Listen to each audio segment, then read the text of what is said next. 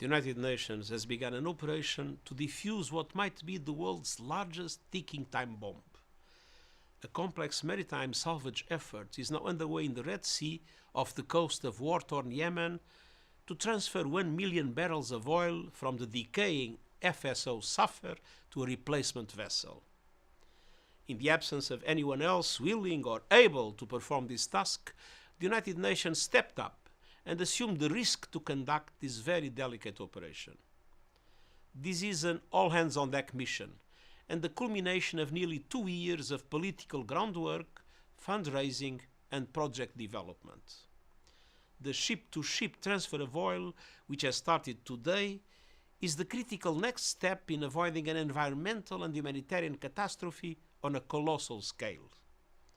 Without action, the vessel could have exploded or broken apart, spilling as much as 4 times the oil released in the Exxon Valdez disaster.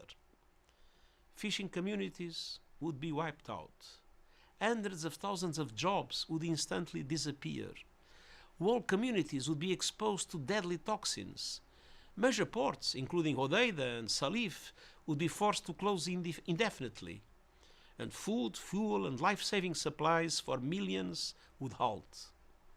Water, coral reefs, and sea life would be utterly devastated. And shipping all the way to the Suez Canal could be disrupted for weeks.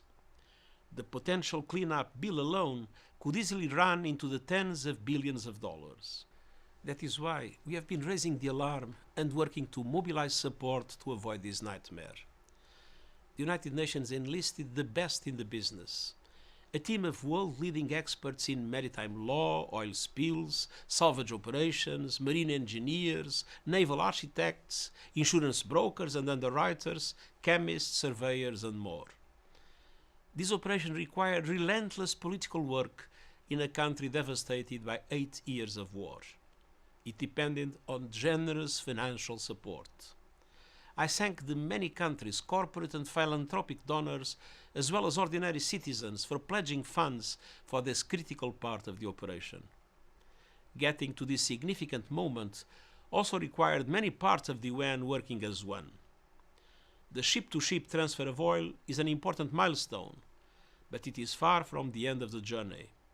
The next critical step is arrangement for the delivery of a specialized buoy to which the replacement vessel will be safely and securely tethered.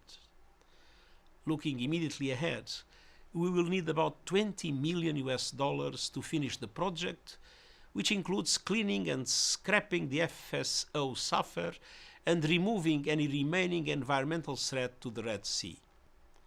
I urge donors to act at this crucial time. The operation that is now underway is a story of cooperation, prevention, political mediation, ingenuity, and environmental management, demonstrating once again the indispensable role of the United Nations with our partners. We need to keep working together over this next critical period to defuse what remains a ticking time bomb and avoid what would be by far the worst oil spill of our era.